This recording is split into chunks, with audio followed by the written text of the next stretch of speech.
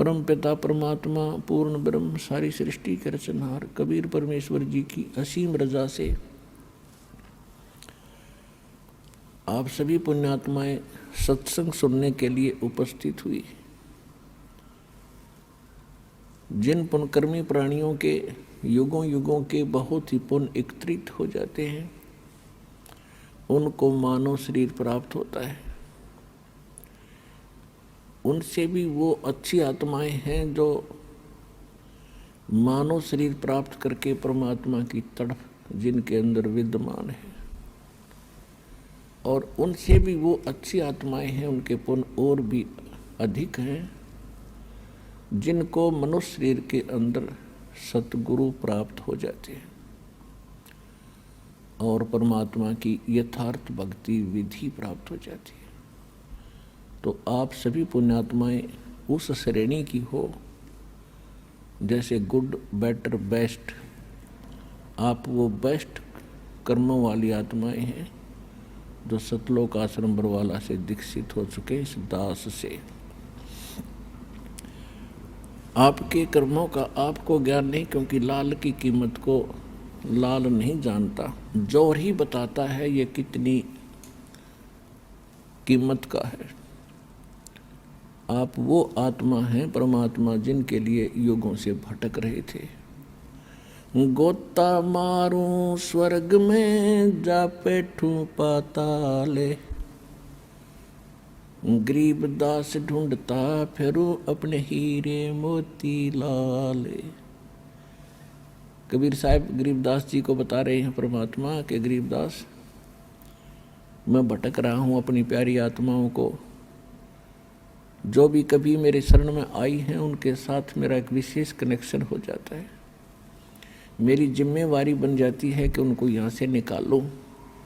उनके लिए मैं कभी पाताल में, कभी स्वर्ग में, कभी पृथ्वी लोक पर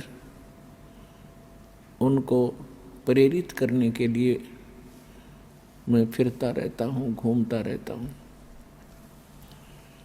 आज आप परमात्मा की शरण में आए हो, कबीर भगवान की ही रजा से यहाँ आए हो।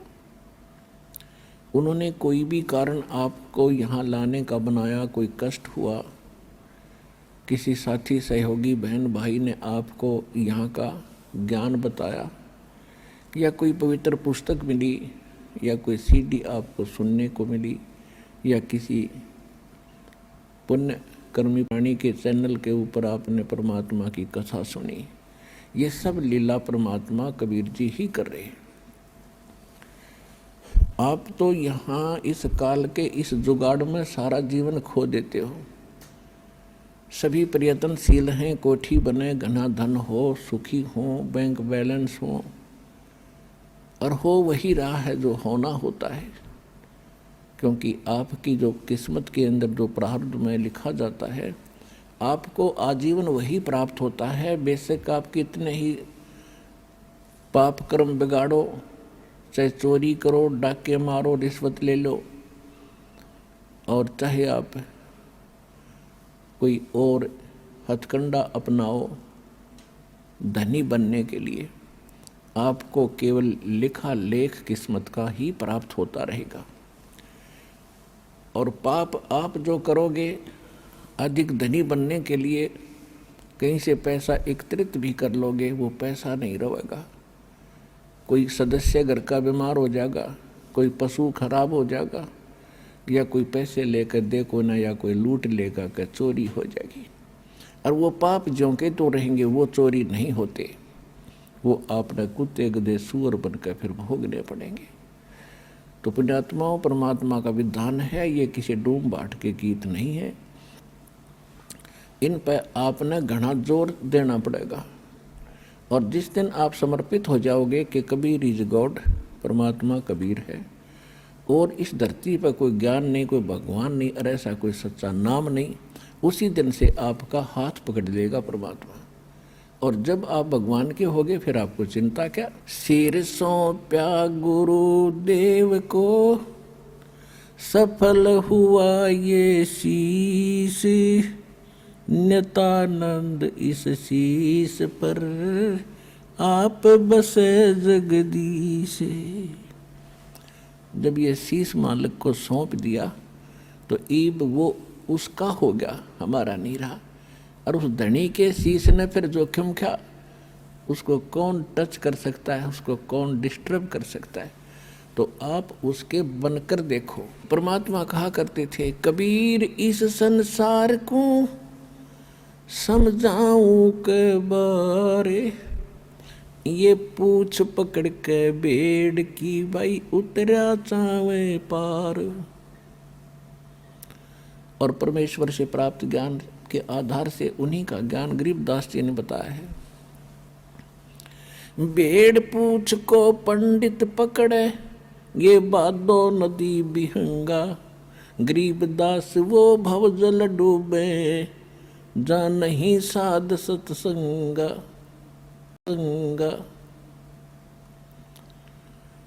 परमात्मा कहते हैं, कबीर इस संसार को समझाऊं कै बार, और ये पूछ पकड़ के भेड़ की और दरिया से पार होना चाहते हैं। इन नकली गुरुओं ने, अज्ञानियों ने आपको भवसागर से पार होने की जो विधि बताई है, जो देवी देवताओं की पूजाएं, अन्य मंत्र जो सदग्रंथों में प्रमाणित नहीं है, वो शास्त्र विधि त्याग कर मनमाना आचरण है।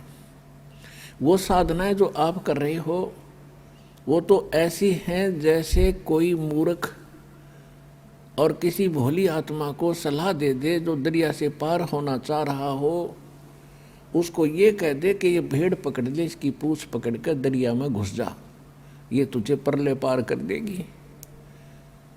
आपको खूब पता है वो भेड़ की पूंछ पकड़ कर पार नहीं हुआ जा सकता। उसके लिए तो एक सुदृढ़ नौका चाहिए और फिर उसमें खेवट चलाने वाला भी ठीक आदमी, एक्सपर्ट हो, तब पार हुआ जाता है। तो परमात्मा कहते हैं कि ये भोली आत्माएं साधना तो शास्त्र विरुद्ध कर रही है और सभी बात करते हैं ऊपर पार होने की। इसी प्रकार गरीबदास जी कहते हैं कि भेड़ पूंछ को पंडित पकड़े, ये विद्वान पुरुष गुरु लोग साधना शास्त्र विरुद्ध कर रहे हैं, वो भेड़ की पूंछ पकड़े बैठे हैं। और भादो नदी बिहंगा, भादवा के अंदर बहुत ज़्यादा वर्षा होती है और दरियाएं एक विशेष रूप धारण करके और फ्लो होकर चलती हैं, बड़े भयंकर पानी ले करके। तो कहते हैं उसमें से पार होना है आपने, और उसके लिए आप भेड़ की पूंछ पकड़े बैठे हो। गरीबदास व भवजल डूबे, जा नहीं साध सत्संगा, कि जिनको सतगुरु का सत्संग नहीं मिला वो भवसागर में डूब जाते हैं गलत साधनाएं करके। कबीर साहब कहते हैं, तीर्थ कर कर जग मर्या, उड़े पानी नाए, राम नाम जप्या नहीं फिर काल घसीटे जावे। कहते गंगा काठे घर करो, गंगा किनारे घर करो, और चाहे पीवो निर्मल नीर, मुक्ति नहीं सतनाम बिना, यों कह रे साहिब कबीर। काशी करवत लेत हैं, आण कटावे शीश, ये बन बन भटका खात हैं, ऐसे मिले नहीं जगदीश। पुण्यात्माओं, हम परमात्मा के लिए असंख्य युगों से भटक रहे हैं।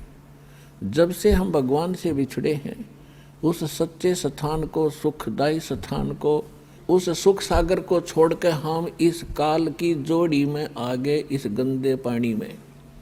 उसी दिन से आत्मा को आभास है कि वो सुख पुनः प्राप्त हो, और उस सुख की प्राप्ति के लिए काल ने आपके ऊपर पर्दा डाल दिया, या त्रिगुणमयी माया, रजगुण ब्रह्मा, सतगुण विष्णु, तमगुण शिव जी के अंदर से निकल रही एक ऐसी किरणें आपको अचेत कर देती हैं, आप पर इतना प्रेशर डाल देती हैं कि आप रोजी रोटी तक सीमित हो जाते हो।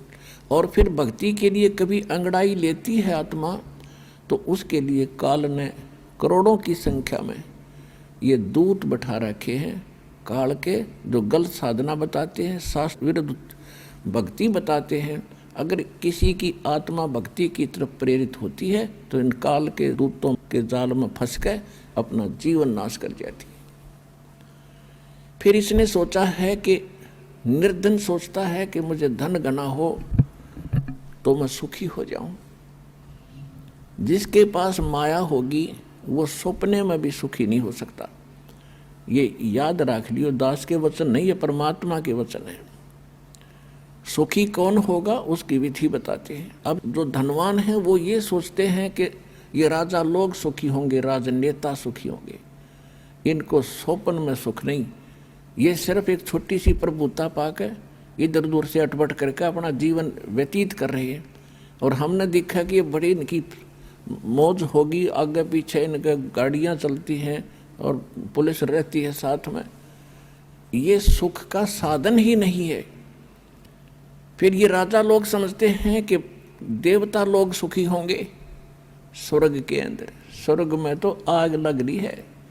परमात्मा ने कहा कि ब्रह्मांड 2100 आग लगी है और कृत्रिमबाजी सभी ठगी है। देवता लोग समझते हैं कि इंद्र सुखी होगा, हमें सुख नहीं। इंद्र का सुख आपने बहुत बार पढ़ा भी और सुनाया भी है। इंद्र अपना समय पूरा करके स्वर्ग का राजा अगले जीवन में गधे की योनि में जाओगा, डेफिनेट, ये रूल है। तो खाक सुख उस इंद्र को। इंद्र सोचता है कि ब्रह्मा विष्णु महेश सुखी होंगे। इन ब्रह्मा विष्णु महेश की हिस्ट्री आप पढ़ के देख लो। श्री रामचंद्र रूप में विष्णु जी आए थे, सारा जीवन जंगल में धक्के खाए, फिर रावण के लट्ठम लट्ठा, और फिर आकर राजा बन गए। बच्चे कहीं आप कहाँ, वो जीव सुखी हो सकता है? और अंत कैसे हुआ था श्री रामचंद्र जी का? जब अपने बच्चों से मिलने की चेष्टा की तो पृथ्वी में धस गई वो सीता, तो पृथ्वी में समा गई और पुत्रों ने उससे बात करने से मना कर दिया। और फिर आकर के उन्हें सरयू नदी में जल समाधि ली, जिंदा डूब गया। तो क्या ये सुख है? विष्णु जी को सुख है? फिर श्री कृष्ण जी की हिस्ट्री देख लो। जेल में जन्म हुआ, मम्मा दुश्मन, कभी केसी, कभी चानौर, कभी जरासंध, कभी काल्यवन, लठ ले आएंगे। और अंत कैसा हुआ? श्री कृष्ण जी के सामने पूरा यादव कुल नाश हो गया, आपस में लड़का मर गया। और जो बुजुर्ग सबसे पीछे रह जा, सबकी मृत्यु देख ले, वो जीव सुखी नहीं होता। परमात्मा कहते हैं, भाई तन दर सुखिया कोई ना देखा, जो देखा सो दुखिया हो। उदय अस्त की बात करते हैं, मन सबका किया विवेका हो। सबका किया विवेका हो। भाई घाटे बाधे सब जग दुखिया, के गृहस्थी बैरागी हो। घाटे बाधे सब जग दुखिया, क्या गृहस्थी बैरागी हो। सुख देव ने दुख के डर से, गर्भ में माया त्यागी हो। गर्भ में माया त्यागी हो। तंदर सुखिया कोई ना देखा, जो देखा सो दुखिया हो। उदय अस्त की बात करते हैं, मन सबका किया विवेका हो। सबका किया विवेका हो। भाई जंगम दुखिया जोगी दुखिया, तपस्वी को दुख दूना हो। भाई जंगम दुखिया जोगी दुखिया, तपस्वी को दुख दूना हो। आशा तृष्णा सब में व्यापे, कोई महल न सुना हो। कोई महल न सुना हो। तन दर सुखिया कोई न देखा, जो देखा सो दुखिया हो। उदय अस्त की बात करते हैं, मन सबका किया विवेका हो। सबका किया विवेका हो। भाई साच कहूँ तो ये जग ना माने, पर झूठ कही ना जाई हो। साच कहूँ तो या जग ना माने, पर झूठ कही ना जाई हो। ये ब्रह्मा विष्णु शिव जी दुखिया जिन ये राह चलाई हो, जिन ये राह चलाई हो। तंदर सुखिया कोई न देखा, जो देखा सो दुखिया हो। उदय अस्त की बात करते हैं, मन सबका किया विवेका हो, सबका किया विवेका हो। भाई सूरपति दुखिया, इंद्र को सूरपति कहते हैं। सूरपति दुखिया भूपति दुखिया, ये रंग दुखी बपरीती हो। सूरपति दुखिया भूपति दुखिया, रंग दुखी बपरीती हो। कहें कबीर और सब दुखिया, एक संत सुखी मन जीती हो। संत सुखी मन जीती हो। तन दर सुखिया कोई न देखा, जो देखा सो दुखिया हो। उदय अस्त की बात करते हैं, मन सबका किया विवेका हो, सबका किया विवेका हो। भाई सूरपति दुखिया भूपति दुखिया, रंग दुखी बपरीती हो। सूरपति दुखिया भूपति दुखिया, रंग दुखी बपरीती हो। कहे कबीर और सब दुखिया, एक संत सुखी मन जीती हो। संत सुखी मन जीती हो। अपने आत्माओं, परमात्मा ने 600 वर्ष पहले ये बात कही थी कि साच कहूं तो जग नहीं माने, और झूठ में कह नहीं सकता क्योंकि वो सत्य साहिब है। और ब्रह्मा विष्णु ये शिवजी दुखिया, जिन्होंने यहाँ का यो सांग जोड़ रखा है इस काल का। फिर कौन बताया सुखी? कहते सुरपति दुखिया, सारी पृथ्वी का भूपति, सारी पृथ्वी का राजा हो जा, वो भी महादुखी। और रंक तो स्वाभाविक दुखी, निर्धन तो वैसे दुखी, उस पर सारे कैर टूटे। तो परमात्मा कहते हैं, कह कबीर और सब दुखिया, एक संत सुखी मन जीती हो। संत कोई, संत माने संत सोए जो सीधा चले, सत भक्ति करे, सच्चा नाम जाप करे, वो सारे साधु और संत होते। साध संगत उन्हीं को कहते। तो जो भक्त सच्चा नाम लेके और मेरी शरण में आ जाएगा और इस मन पापी ने रोक ले, यहाँ की बकवादों की इच्छा ना करे, वो ही सुखी होगा। और फिर उसके साथ भगवान हो गया, और जिसके साथ परमात्मा है तो उसको फिर कष्ट कैसा। जैसे दास ने प्रारंभ में कहा सत्संग के कि एक बार आप इस परमात्मा को समर्पित होकर देखो। काल ने ऐसा जुल्म करवा दिया हमारे साथ में कि कबीर भगवान, और कौन सा कबीर, धाणक और काशी वाला जुला, इसको परमात्मा मानना। इतनी छाती चाहिए आदमी ने, इतना दिल, लेकिन जचा के छोड़ेंगे। Kabir is God, Kabir is God.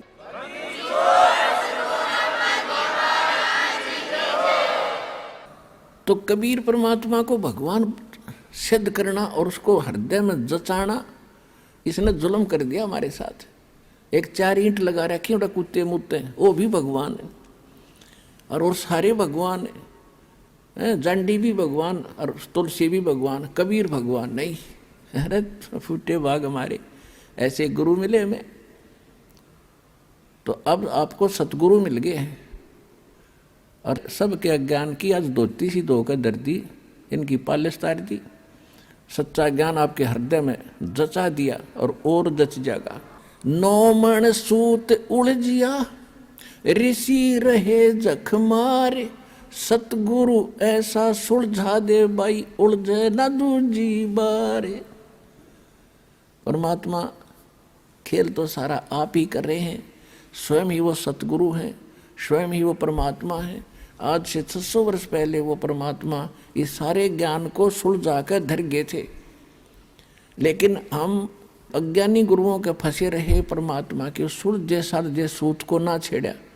हम वो टूटे फूटे अड़ंगे इकट्ठे करते रहे और उसी को सोचते रहे से हम अपना काम चलाएंगे। तो परमात्मा कहते 9 मन सूत उलझिया, 1 किलो सूत, 1 सेर सूत जो कच्चे धागे होते हैं, अगर वो उलझ जाना जुलाई का सारा दिन व्यतीत हो जाता था उसको सेट करने में। और जब वो टूट जाए उसमें गांठ पड़े और गांठ लग गई तो कपड़ा बना कर देते थे, तो वो उलाने देते थे, आधी कीमत देते थे कि इसका 6 तो गांठ लगा दी इतना, हम नहीं देंगे इसके पूरे पैसे। इसलिए दुल्हाओं के सामने वो सूत उलझ जाना सबसे बड़ी समस्या होती थी। उसको सुलझाए बिना वो अपना काम नहीं कर सकता, रोजी रोटी चले नहीं। और परमात्मा कह रहे ये तो 9 मन सूत उलझा कर धर दिया इन अध्यात्म मार्ग का। तो फिर उनसे पूछा कि परमात्मा फिर ये सुलझाएगा कैसे? तब कहा था सतगुरु ऐसा सुलझा देगा, उलझे न दूजी बार। अब इस कलयुग में अध्यात्म ज्ञान नहीं उलझ सकता, कोई भक्ति करियो चाहे मत करियो, वो उसका भाग्य और दुर्भाग्य साथ होगा, ऐसा बना दिया है।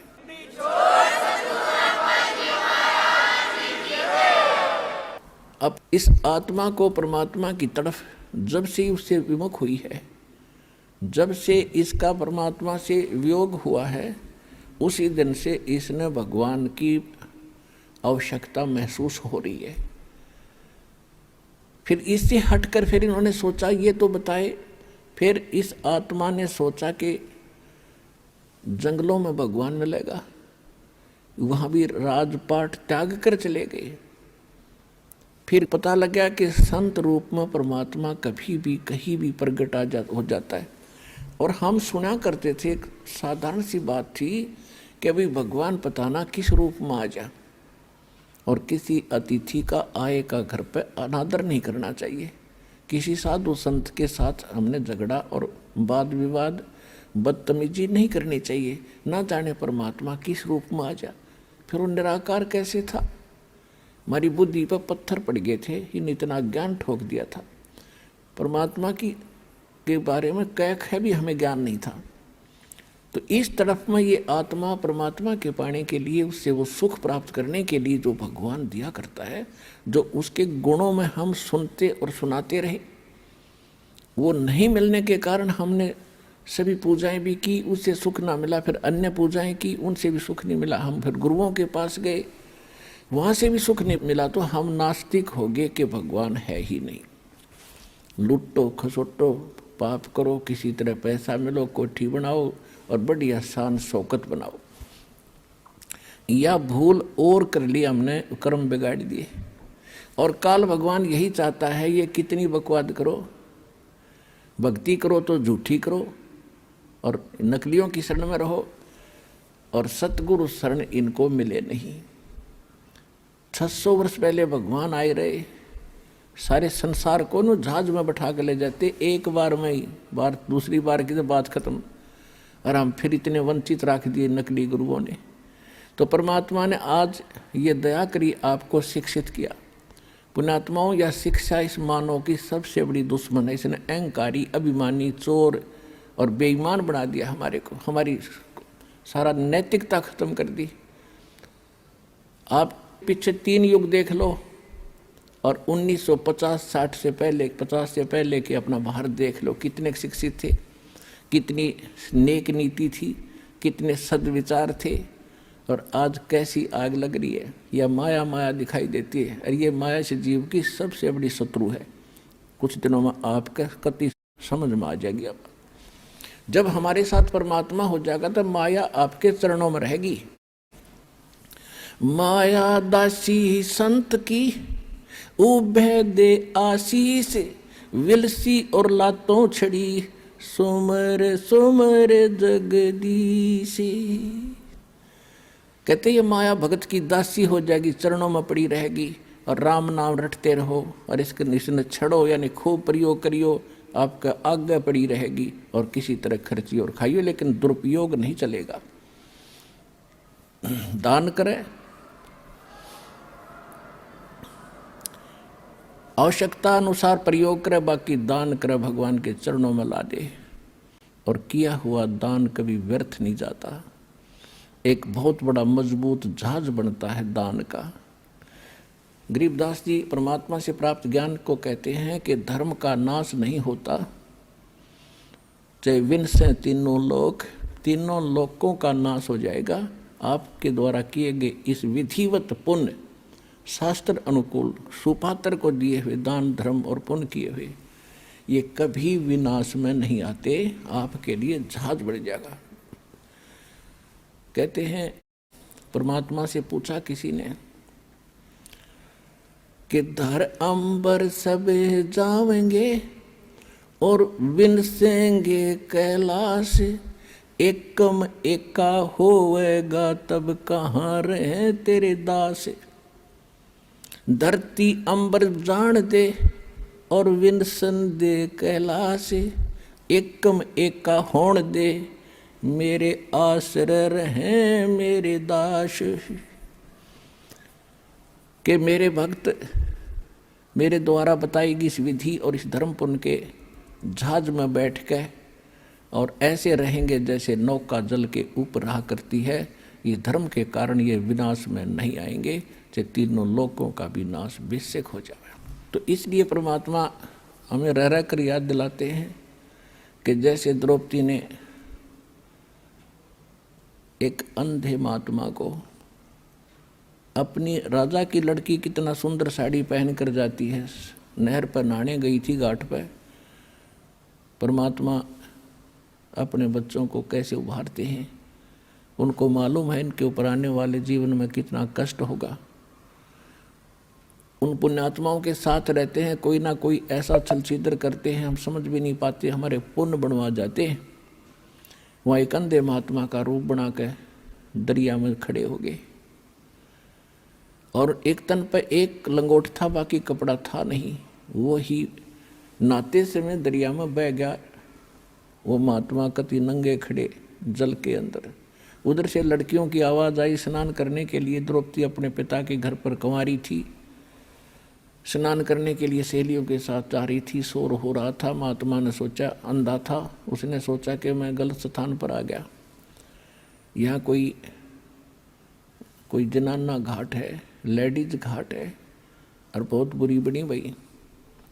अब बाहर निकल नहीं सकता, कोई कॉपिन और नहीं, कोई कपड़ा लंगोट नहीं।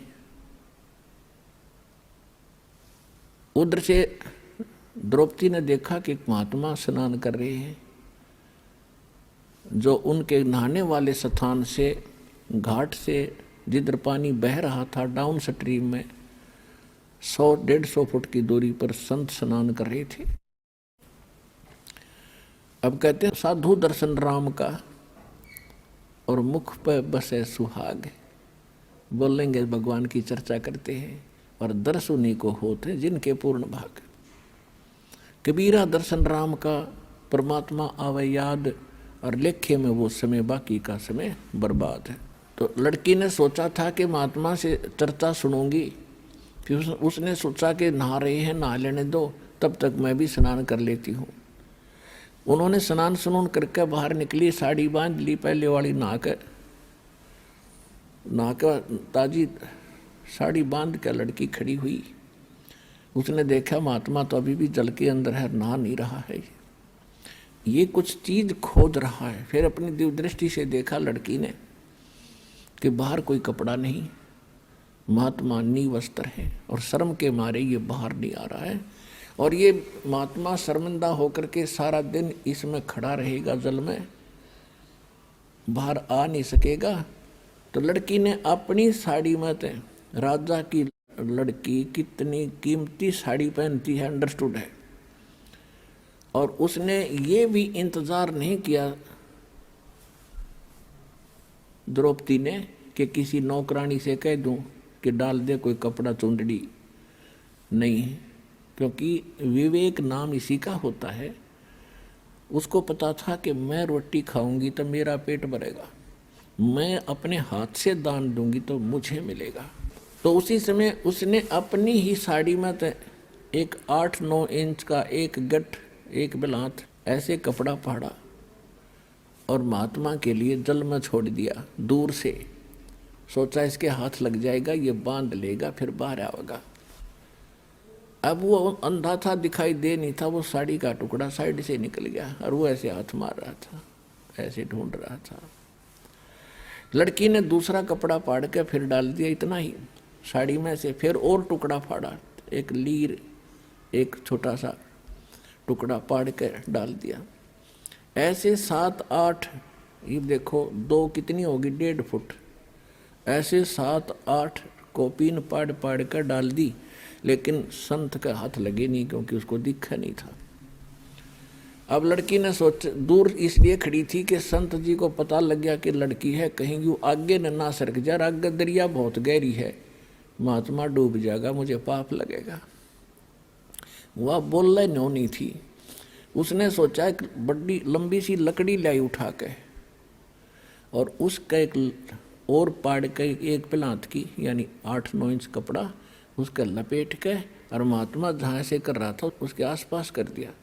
उसके हाथ लगा, लगते उसने पकड़ा और क्या देखा उसमें, हाथ क्योंकि अंधे की आंखें हाथ होती हैं। उसने देखा यूँ वैसे बहकर आया हुआ कपड़ा नहीं है, ये किसी बेटी ने रहम किया है, अपनी विशेष साड़ी पाड़ कर मुझे दिया।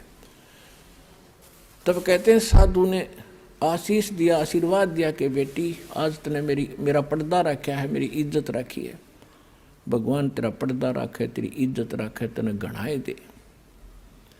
कहते हैं साधु बोला सहज सुबह और जो चाहे सो कर दे। अब लड़की उस समय तो आ गई, क्योंकि परमार्थी प्राणी घना इस चीज़ के बारे में नहीं सोचा करते, क्योंकि वो राजा की लड़की, उसको सुख तो सारा था ही। वह सोचा मुझे तो सब कुछ प्राप्त है, बड़ी अच्छी बात है, संत तो आशीर्वाद दिया ही करते हैं, लेकिन वो आशीर्वाद ऐसे वैसे नहीं था। अब फिर वो लड़की का विवाह हुआ अर्जुन के साथ, कौरव में आपस में जुए में वो हार गए, द्रौपदी को भी जिता दिया। तब दुशासन ने सरेआम सभा के अंदर द्रौपदी की इज्जत लूटनी चाहिए, उसको बेइज्जत करना चाहा, नंगा करने के लिए। और वहाँ पर कौन बैठे थे, भीष्म पितामह, द्रोणाचार्य, कर्ण आदि तीन तो ऐसी हस्ती बैठी थी जो विशेष आदरणीय थी उन पूरे कौरव और पांडवों के लिए। एक विदुर थे उनके चाचा, पांडवों के, कौरवों के चाचा विदुर थे। और भी बहुत से लोग बैठे थे, सभासद बैठे थे। दुर्योधन ने दुशासन से कहा कि हम अंधे हैं, अंधों की संतान हैं, क्योंकि द्रौपदी ने एक दिन व्यंग कर दिया था दुर्योधन के ऊपर। राजा युधिष्ठिर ने शीशे का महल बनवाया था और दुशासन को आमंत्रित किया था सभी को कि आइयो हमने मकान बनाया, भोजन पाइयो। दुशासन की टक्कर लगी, शीशे में दिखा को नहीं, वो गिर गया। द्रौपदी खड़ी होकर हंस रही थी और कहने लगी अंधों के अंधे ही पैदा होते हैं। वैसे इस तरह की बकवाद हमने देखो शिक्षा इनसे ये लेनी चाहिए कि इस तरह के व्यंग हमने नहीं कसने चाहिए। और फिर भी एक लड़की ने स्वाभाविक देवर भाभी के हिसाब से उसने कह भी दिया था तो के बिजली गिर गई। इतना दुख मान गया वो साकेट व्यक्ति कि इसने ये शब्द बोल कैसे दिए, गंदा गंदे होते हैं, इसको मजा चखाऊंगा। पुण्यात्मा परमात्मा बताते हैं कि सोना सजन और संत ये टूट जुड़े 100 बार, दुर्जन और पाका कलश एक धक दरार। जैसे मटका होता ना गड़ा पक्का, वो एक बार थोड़ी सी क्रैक हो गया तो दोबारा नहीं सेट हो सकता, उसको कितना कुछ कर ले उसमें नारी की नारी वो पहचान रहेगी। ऐसे दुष्ट व्यक्ति एक बार नाराज हो गए वो सेट नहीं होते। और सोना और सजन अच्छे आत्मा और संत भक्त थोड़ी एक बार कवा सुनी हो भी गई तो कभी याद भी नहीं रखते मेरी इसकी कभी लड़ाई हुई थी, ऐसा स्वभाव होता है।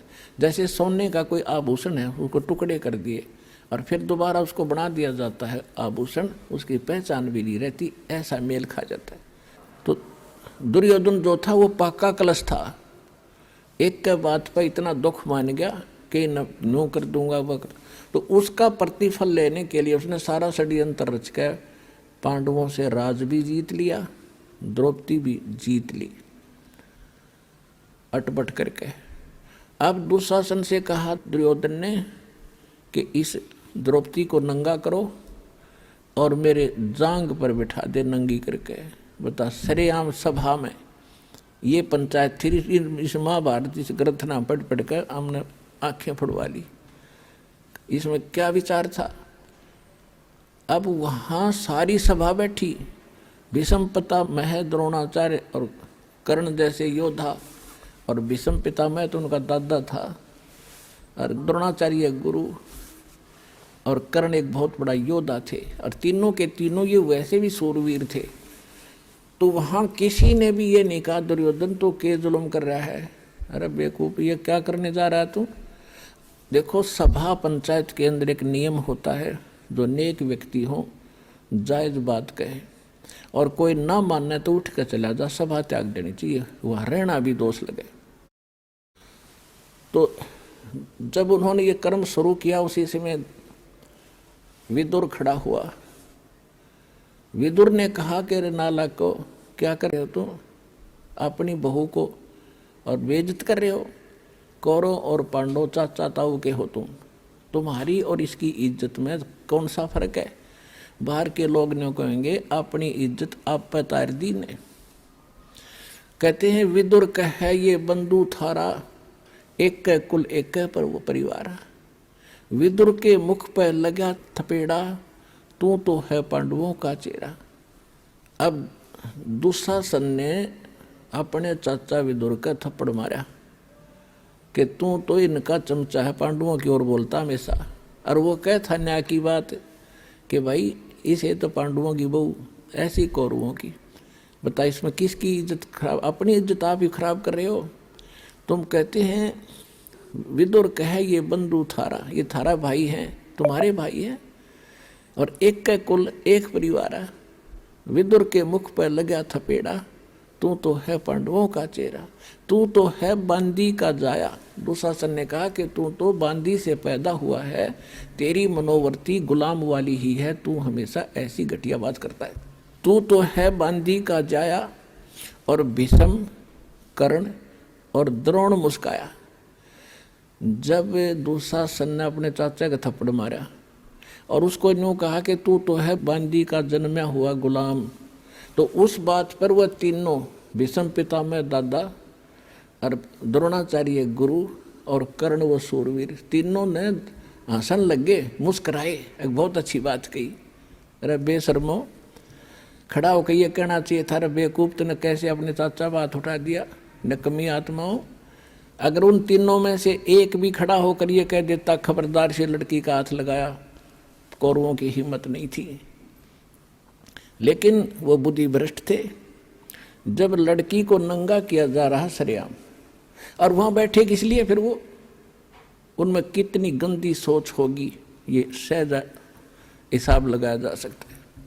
तो यहाँ परमात्मा ने सूक्ष्म वेद के अंदर इन पुराने ग्रंथों का भी जूस निकाला है, निष्कर्ष निकाल कर आपको दिया जा रहा है कि जिन ग्रंथों को तुम पढ़ा करते, क्या खाक थे वह। एक जमीन के ऊपर राजपाट पर लड़का मर गए, क्या शिक्षा है इससे, बता। वो जमीन यहीं रहेगी, यू लाल किला यही पड़ा है, और वह किधर धक्के खाते होंगे नरक में। तो क्या चीज़ है ये। तो ज्ञान के अभाव से, सतगुरु के अभाव से हम ऐसे ही बिना सिर पैर के ग्रंथों को पढ़ के अपना कल्याण मानते थे। अब क्या होता है कि द्रौपदी ने पहले तो देखा था कि सभा के अंदर मेरे पांचों पांडव बैठे, पति और सूरवीर, वो मुझे नंगा होते कैसे देख सकेंगे। लेकिन वो हार चुके थे जुए में, वो बंध गए थे जुबान में, उन्होंने नीची गर्दन कर ली। फिर भीष्म पिता द्रोणाचार्य और कर्ण की तरफ देखा कि ये कैसे सहन कर लेंगे मुझे यहाँ नंगा करते हुए को। लेकिन वो हंस रही है। जब विदुर को थप्पड़ मारा ऐसे वचन कहे तब वो समझ गई कि ये सभा ठीक नहीं है। और पुण्यात्माओं, जब तक हम संसार से कुछ आशा रखते हैं कि ये मुझे ये लाभ दे देगा, वो मुझे ये सुख देगा, तब तक परमात्मा साथ नहीं देगा। आप तो सीधम सीधा भगवान से जुड़ोगे, चाहे आपका उंगली का चोट लाग जा, नो यही अर्थ है भगवान आप पे करोगे। भले ही तो मीडिया उसका दवाई बने, डॉक्टर बने, लेकिन करेगा भगवान। आपने ऐसा भी देखा होगा, डॉक्टर खूब इंटेलिजेंट है और खूब प्रसिद्ध है, और एक व्यक्ति जाता है, उसके इंजेक्शन लगाता है, वो रिएक्शन कर जाता है और डॉक्टर के हाथों में मर जाता है। तो ये दवाई और डॉक्टर नहीं करते, या संस्कार काम करते। परमात्मा साथ होगा। जैसे आप देखते हैं कई भक्त, मेरे तो लाखों से ऐसे पाला पड़ा है, कहते हैं जी मैं सब दवाइयाँ खा ली, कोई नहीं लगती, खाते हैं तो रिएक्शन करते हैं, खुजली हो जाती है। नाम शुरू करते हैं, आशीर्वाद प्राप्त करते हैं, वही गोलियां फिर काम करना शुरू कर जाती हैं। तो संस्कार से सब कुछ होता है। तो तब हम परमात्मा हमें पल पल में साथ देगा। छोटे से छोटा भी दुख और सुख आपको अनुभव करा देगा कि मेरे कारण दुख टला तेरा, जब रोज दिखेगा आपने। तो ऐसे जब द्रौपदी ने देखा कि ये कोई साथ दे नहीं रहे, तब भगवान याद आया। और हम भी ऐसा ही करते हैं, जब हमारे यहाँ के सब रास्ते बंद हो जाते ना, औषधि भी काम नहीं करती, जब हम भगवान याद करें। अपने आत्माओं, अब परमात्मा को याद तो सभी करते हैं आपत्ति में, लेकिन किसको राहत मिलती है? या तो उसके पिछले जन्म के पुण्य हो, उनसे भी लाभ दे देता है परमात्मा। और जब पुण्य ही खत्म हो जाएंगे तो बेसिक अर्जी लाए जाइए और बेसिक प्रार्थना करते रहना, कति सुनाई नहीं होगी, कति सुनाई नहीं होगी। अब जैसे द्रौपदी ने वो एक पुण्य किया था और एक महापुरुष का वचन था, वो महापुरुष भी स्वयं परमात्मा ही थे। कहते हैं सोचल सिद्धर मैं करूँ अपने जन के काज। तो द्रौपदी कभी किसी जन्म में भगवान की शरण में रही हुई है वो आत्मा, और उनके पीछे परमात्मा कहते हैं जो बच्चा गौ की नज़र में, न्यो साईं को संत, और भक्तों के पीछे फिरे वो भगत वत्सल भगवंत। अब द्रौपदी ने जब याद किया, हे भगवान आज इज्जत इस दासी की आपके हाथ में है। आत्मा का साथी है भगवान कबीर साहब, और मन का साथी है काल। जब हम मन से कुछ पुकार करते हैं तब तक सुनाई नहीं होती, जब इसकी आत्मा रोती है वो भगवान का अंश है। अब यहाँ से जब द्रौपदी ने पुकार की तो धर्मराज के दरबार में, जो यहाँ का न्यायाधीश अकाउंट रखता है, उसके दरबार में इसकी चीख गई, वहाँ गूंजी बुरी तरह। और धर्मदास ने तुरंत उस नंबर की वह फाइल खोली जिसमें उस आत्मा के कुछ पुण्य और पाप डिपॉजिट थे। देखना चाहा कि इस आत्मा का कोई ऐसा कर्म है जिससे मैं मदद करवा सकता हूँ। उसने देखा कि एक संत महात्मा का आशीर्वाद से इसने एक छोटा सा 9 इंच का कपड़ा दान किया हुआ है, और उसके आशीर्वाद से तो मैं खूब दे सकता हूँ इसको। तो उसी समय वहाँ से रिफ्लेक्शन किया, और श्री कृष्ण जी को वो गुरु रूप में पूजा करती थी, मानती थी। और श्री कृष्ण खेला अपनी पत्नी रुक्मणी के साथ शतरंज, घर में महल में बैठा। तो वहाँ से रिफ्लेक्ट होकर धर्मराज के दरबार से वो पुण्य श्री कृष्ण के अंदर वो शक्ति वो आया। जब वो पास से डाल रहा था श्री कृष्ण, जैसे खेलते हैं ना शतरंज, ऐसे डालते हैं 11 कच्चे 12 पक्के 12 ऐसे, तो उसने 5 सेट डाले थे और एकदम हाथ ऐसे अकड़ गया श्री कृष्ण का, और नो करने लगा अनंत अनंत अनंत। कृष्ण में भूत सा बढ़ गया। अब रुक्मणी कहने लगी हाथ पकड़ के कि बोल ढंग तो बोल, अनंत अनंत क्या कर रहा है, बोल 12 हैं कच्चे 18 हैं क्या है, और ये अनंत क्यों कहा तो मुझे बता। तब परमात्मा ने उसकी दिव्य दृष्टि खोल दी। कहते हैं रुक्मणी कर पकड़ा मुस्काई, अनंत कहा मोको समझाई। अब श्री कृष्ण जी को परमात्मा ने चेतना दी क्योंकि करता वही है, उसके हाथ में रिमोट है, वो कौन से इंस्ट्रूमेंट से, कौन सी तोप से, कौन सी मिसाइल से कौन सा काम ले, उसके हाथ में रिमोट है। तो श्री कृष्ण जी के अंदर परमात्मा ने वह पावर भेजी, वो पुण्य भेजा, और फिर वो तो वहाँ उसको दिखा दी कि द्रौपदी को दुशासन ने पकड़ रखा है और उसकी इज्जत खराब करना चाहता है। और तो वहाँ परमात्मा बुलवा रहे हैं श्री कृष्ण से कि हमरा भगत पे छोड़ी हुई, दुशासन ने द्रौपदी पकड़ी, हमरी भक्त सकल में सिखरी। हमरी भक्त पे छोड़ी हुई तो हमरा नाम न लेवे कोई। यदि भगत ही हानि में रहेंगे तो राम का नाम मिट जाएगा। अब वो तो लग गया खेलन, तंदे ही से पासा डारी और पहुंचे सुख समरूप मुरारी। अब हमने मुरारी नाम श्री कृष्ण का लिख रखा है। मुरारी का वास्तविक अर्थ है राक्षस का शत्रु। अरि माने शत्रु, मुरा माने राक्षस। तो सबसे बड़ा जो राक्षस हमारा कर्म है, पाप कर्म, और उस पाप कर्म रूपी राक्षस ने ना कृष्ण काट सकता, ना विष्णु काट सकता, ना राम काट सकता, ना ब्रह्म, ना ब्रह्मा विष्णु महेश, ना शिव, केवल एक परमात्मा कबीर भगवान काट सकता है। तो वो वास्तव में मुरारी है। जैसे वासुदेव श्री कृष्ण को कहते थे, वासुदेव नहीं है श्री कृष्ण, वासुदेव का अर्थ ही कुछ और होता है। वो तो वासुदेव का बेटा था। वासुदेव एक व्यक्ति था, लेकिन वेदों में वासुदेव परमात्मा का अलंकृत नाम है, उपमात्मक नाम है, जिसकी प्रभुता सबके ऊपर हो, जिसका वास सब जगह हो, उसको वासुदेव कहते हैं। तो ऐसे ही मुरारी। तो यहाँ गरीबदास जी की वाणी को समझने के लिए इस दास के इसलिए आवश्यकता पड़ी, परमात्मा ने ये बुद्धि दी। तो कह रहे हैं गरीबदास जी के रुक्मिणी कर्म पकड़ा मुस्काई, अनंत कहा मोह को समझाई। क्या कहते हैं श्री कृष्ण जी से अंदर से आवाज आ रही है कि दुशासन ने द्रौपदी पकड़ी और हमारी भक्ति सकल में सिखरी। और जब हमारी भक्त पे छोड़ी हुई, हार में आ गई हमारा भक्त, तो हमरा नाम न लेवे कोई। तंदे ही से पासा डारी। श्री कृष्ण तो वहाँ खेल रहा है और पहुँचे सतलोक से आके सुख समरूप मुरारी।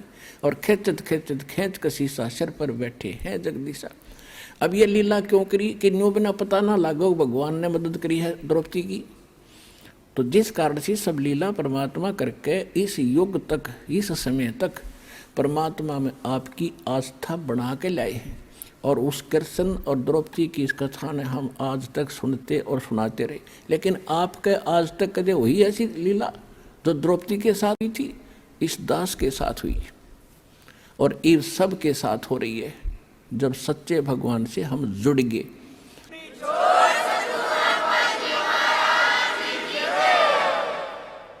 अब इसी प्रसंग को पूरा करते हैं। कहते खेचत खेचत खेच कसीसा और सिर पर बैठे हैं जगदीशा। द्रौपद सुता को दिन ने लीर जाके अंत बढ़ाए चीर। द्रौपद सुता के चीर बढ़ाए, शंख शंखों पार ढी पाए। अब उसने खूब खींच खींच कर छक लिया। दुशासन इतना तगड़ा आदमी था, कहते 1000 हाथियों जितनी ताकत थी उसमें। जैसे आजकल तो मशीन, ये मोटर होती है, उनको हॉर्स पावर से उनको मापते हैं, उनकी ताकत को आंकते हैं। उस समय एलिफेंट पावर से तोला जाता था। 1000 एलिफेंट पावर जितनी ताकत पावर थी उसमें दुशासन में। और द्रौपदी कहते कोमल अबला, और जो भगवान का आश्रय हो गए, कहते न्यू रखूँगा अपने भक्तों को। अब कहते हैं एक कम एक का होण देर भी संदेह कैलाश, मेरे आश्रय न्यू रहेंगे मेरे दास। अब दुशासन के सामने द्रौपदी की क्या औकात थी। एक झटके पता नहीं कहाँ पड़े जाके, और उसका पसीने आगे थक गया वो हार के, उसका चीर खत्म नहीं हुआ। अपने आत्माओं वो बात समाप्त हुई।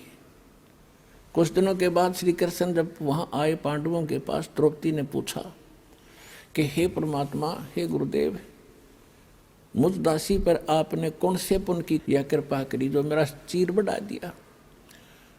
अब श्री कृष्ण जी को दिव्य दृष्टि दी भगवान ने। उसने देखा कि द्रौपदी, एक समय तू स्नान करने गई थी जब तू अपनी माँ के घर थी, विवाह से पहले कुंवारी थी। उस समय तूने एक अंधे महात्मा को एक साड़ी का टुकड़ा पाड़ कर दिया था, एक बिलांत का, और जिसके कारण परमात्मा ने तेरा यो चीर बढ़ाया बहन।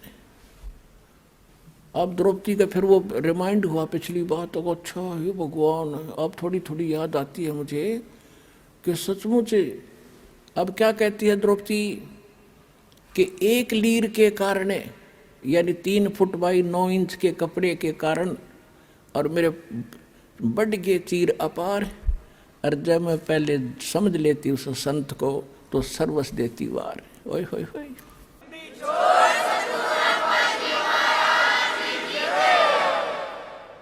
जैसे गीता जी में कहा है कि कुपात्र को दिया दान कभी सफल नहीं होता, और सुपात्र को दिया हुआ दान असंख्य गुना होकर मिलता है। गुरु बिन माला फेरते, गुरु बिन देते दान, गुरु बिन दोनों निष्फल हैं, चाहे पूछो वेद पुराण। अपने आत्मा ये अध्यात्म मार्ग है, अध्यात्म ज्ञान है। आप यहाँ विचलित हो जाते हो कि एक तरफ तो द्रौपदी को गुरु नहीं बना रखा था, उसने दान भी कर दिया, और यहाँ गुरु जी कह रहे हैं कि गुरु बिन माला फेरते, गुरु बिन देते दान, दोनों व्यर्थ हैं। अब देखो, ये भी कहा जाता है कि जैसे कर्म करेगा वैसा फल अवश्य मिलेगा। अब द्रौपदी ने दान किया, एक जरूरतमंद व्यक्ति को यानी सुपात्र को दान दिया, तो वो फल उसको मिला, लेकिन वो फल मिलकर भी निष्फल रहा, क्योंकि मोक्ष ज्यों का त्यों रह गया। और यदि वो गुरु पूर्ण बना करके फिर ये ऐसे दान भी करती तो मोक्ष भी होता और ऐसी आपदा भी टलती। तो इस प्रकार द्रौपदी ने फिर कहा, हे गुरुदेव, वो ऐसे महापुरुष थे, यदि मेरे एक लीर के कारण और ये बढ़ गए चीरों पार, और इज्जत रही हुआ न्यारी, और जब मैं पहले जान लेती कि ऐसे महापुरुष हैं तो सर्वस्व देती वार, पता नहीं कितना दान कर देती, कितनी सेवा करती। तो भगवान आकर चले गए 120 वर्ष तक। जब हम इतने जानन जोगे होते तो चरणाम पड़ जाता पूरा विश्व, जिसमें परमात्मा दुल्हा रूप में यहाँ प्रगट थे। तो इस ज्ञान कराने के लिए ही सतगुरु की आवश्यकता पड़ती है कि वो जौहरी बता सकता है कि ये है लाल, इसको परख कर देख रखा मैंने। तो ये दास वो सतगुरु रूपी जौहरी बना, और कूड़े की टोकरी में पड़े इस लाल कबीर को परखा, और आज आपने बरत के देख लिया 100 का 100 खरा। तो कहते समझा है तो सिर दर पाँव बहुर नहीं रे ऐसा दो। तो कहते दान इतना अनिवार्य है भक्ति में, जैसे मंत्र आपको दे दिए, ये तो बीज बो दिया, और बीज बोने के बाद खेत में जब सिंचाई नहीं करी, खाद नहीं डाला, तो किसान के खटेगा नहीं।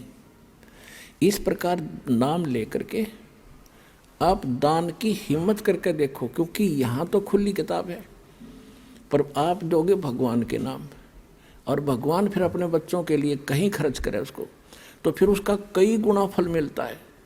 और ये दान आपको इतना लाभ देगा आप सोच भी नहीं सकते। पहले आप दान करते थे, पता नहीं कहीं दान भी कर देते थे, वो आपको मिलता अवश्य, मनमाने कुत्ता बन जाते। अच्छा दान किया हुआ व्यक्ति जो गुरु नहीं पूरा मिला, और कुत्ता बन कर वो एक सेठ के यहाँ होता है, गाड़ी में चलता है, और अलग से कमरे में रहता है, एसी लगा हुआ है उसके लिए, और खाने के लिए समय पर, और जांच होती है डॉक्टरों से, वेटरनरी सर्जन से। उसका ड्राइवर आदमी होता है और कुत्ता मालिक की सीट पर बैठकर चल रहा होता है। तो उस पुण्यकर्मी प्राणी ने किसी जन्म जन्मांतर में खूब दान किए, भंडारे दिए, कंबल बांटे, सारा कुछ किया, लेकिन गुरु ना मिला पूरा। गुरु ना मिलने से उसको किया हुआ तो मिला, लेकिन कुत्ते की जोनी में मिला। यदि वो शास्त्र अनुकूल साधना और गुरु के अनुसार पूरे संत के माध्यम से ये सभी कुछ करता तो मनुष्य जीवन मिलता, और न्यायकार कोठी सुविधा मिलती, और मनुष्य जीवन में फिर कभी ना कभी भगवान और सतगुरु मिल ही जाते। अब कुत्ते की योनि में उसने सारी सुविधा ले ली, फिर बन गया सुअर या गधा, बताओ उसने फिर क्या सुविधा मिलेगी। तो इसलिए बताया है कि गुरु बिन माला फेरते, गुरु बिन देते दान, गुरु बिन दोनों निष्फल हैं, ये पूछो वेद पुराण। फिर ये भी सत्य कर दिया कि जो किया हुआ ऐसा तो मिलेगा ही मिलेगा, लेकिन उस मिलने का कोई औचित्य नहीं। वो मिलो चाहे ना मिलो, जब तक मोक्ष नहीं हुआ और आपका यहाँ से पीछा नहीं छूटा तो वो दान भी व्यर्थ है। तो आज आपको वो सतगुरु और वो स्थान मिल गया। अब कहते समझा है तो सिर दर पाओ, मोहर नहीं रे ऐसा था। ये संसार समझदा ना ही, कहंदा श्याम दोपहरे नू, गरीबदास ये वक्त जाते रोगे इस पैरे नू। जो यहाँ नहीं आएगा सतलोक आसन बरवाला जिला हिसार से उपदेश नहीं लेगा दास से, तो ऐसे पछताएंगे बाद में जैसे कुत्ता, वो प्राणी मनुष्य जीवन को छोड़कर कुत्ते की योनि में जाकर रात ने ऊपर ने मुँह कर रोया करे, एक आधी बज उसका याद आया करे वो बातें, ओ एक बहुत बुरी बड़ी बाई। तो उस समय कुछ नहीं बनेगा। अब समय पर संभालो। परमात्मा समझाया करते थे, काशी करवत लेत हैं ये आण कटावे शीशे, बन बन भटका खात हैं यों मिले नहीं जगदीश। यानी जो साधनाएं आप कर रहे हो और सेक्रीफाइस भी कर रहे हो, हमारे धर्म गुरुओं ने ज्ञान था नहीं, रोजी रोटी के लिए ये संस्कृत पढ़ा करते, अच्छा धन कमाने के लिए शिक्षा ग्रहण करते थे ब्राह्मणों के लड़के। और ये पता लग जाता ये काशी विद्यापीठ से पढ़ कर आ रहा है तो उस आसपास की जनता उससे के पीछे हो जाया करती थी और उनका उद्देश्य केवल मनी मेक था। तो पहले काशी के अंदर विशेषकर जो ज़्यादा पैसे वाले व्यक्ति धार्मिक हिंदू होते थे, ये ब्राह्मण लोग उन्हीं को ज़्यादा कैच कराया करते। तो उनमें क्या था कि उन्होंने एक रूमर फैला दी कि भाई जो काशी में मरेगा वो तो जाएगा स्वर्ग में। और फिर एक उन्होंने बताया कि जो मगहर एक स्थान है उत्तर प्रदेश गोरखपुर के पास, उत्तर प्रदेश में गोरखपुर शहर के पास, अब उसका संत कबीर, जिला संत कबीर नाम रख दिया उस क्षेत्र का। तो वो मगहर एक स्थान है, आज भी है। वहाँ का राजा था बिजली खां पठान। वो परमात्मा का शेष हुआ था। कैसे हुआ था कि वहाँ अकाल गिर गया था मगहर क्षेत्र में, उसकी राज्य में, और सारे जंतर मंतर करवा लिए थे, हाहाकार मच गई थी। तब किसी ने बताया था कि कबीर नाम के एक महापुरुष काशी में रहते हैं। काशी का राजा वीरदेव सिंह बघेल भी परमात्मा का शेष था। उसके मगहर के जो राजा थे बिजली खां पठान, वो बिजली खां पठान ने पता लगने के बाद परमात्मा को प्रार्थना करके अपने घर लाए थे मगहर में। तो परमात्मा के आशीर्वाद मात्र से वहाँ इतनी गजब की वर्षा हो गई थी, सारा पानी पानी भर दिया था। लंबी कथा पहले फिर कभी सुनाएंगे। अब ये सिर्फ एक जो आज विशेष सत्संग का कुछ अन्य है, जिससे प्रभावित होकर के वो मगहर के सभी हिंदू, और उसमें 50-50 हिंदू और मुसलमान है मगहर नगर में। एक कस्बा सा है मगर, जैसे बरवाले से भी छोटा, तो उसमें और छोटा गांव सा था। तो उसमें 50-50 हिंदू और मुसलमान हैं, सारे के सारे परमात्मा के शेष हो गए, क्योंकि सारे मरे थे, तड़फे थे, कति एक एक दिन गणे थे, घास फूस खाकर जीवन व्यतीत कर रहे थे। तो सब ने परमात्मा की दीक्षा ली। बिजली खां पठान ने भी मस्तक टेक दिया। और वहाँ कहते हैं मुसलमान, एक मुसलमान था, उसके संतान नहीं थी, 60 से ऊपर उम्र हो गई थी दोनों की। तब परमात्मा से अर्ज करी थी, परमात्मा ने आशीर्वाद दे दिया था, बेटा यह भी समस्या तेरी हल हो जाएगी। 10वें महीने लड़का हो गया। उसका आज पूरा मोहल्ला बना हुआ है, पूरा सैकड़ों घर। उसका नाम रखा हुआ मगहर में मोहल्ला कबीर करम। मोहल्ला कबीर करम, यानी करम माने कृपा, रहम। कबीर परमात्मा की रहमत का प्रसाद रूपी यो मोहल्ला, ये सारे उसके आशीर्वाद से हम आज विद्यमान हैं। हम गए थे वहाँ पर, हम वहाँ गए थे, अब 2-3 बार देख कर आए, संगत को भी लेकर गए ताकि आने वाले समय में वो प्रत्यक्ष दृष्टा मेरे साथ गए थे भक्त, अपने भाई बहनों को विश्वास दिलाएंगे कि सचमुच ऐसा है, हम देख कर आए थे। तो वो बिजली का पठान उनका शेष हो गया। और काशी के जो पंडित जी थे, इन ब्राह्मणों ने एक अफवाह फैला रखी थी कि जो मगर मरेगा वो गधा बनेगा, क्योंकि उस मगर की पृथ्वी को भगवान शंकर जी ने श्राप दे रखा है, वहाँ जो मरेगा वो गधे की जुन्नी में जाएगा। और साथ में उस मगर के साथ से एक दरिया बहा करती थी, उसका आमी नदी नाम था। अब भी है वो दरिया, अब भी है, लेकिन वो सूखी है, थोड़ा पानी चलता उसमें। तो वह कति सूख गई थी। कहते हैं भगवान शिव ने उसको श्राप दे दिया, उसका पानी खत्म कर दिया। ठीक है, अब वो सूखी पड़ी थी, उस मगर के नीचे का पानी खराब है, वहाँ नहीं था उस समय। तो ये समस्या उनको बनी रहती थी।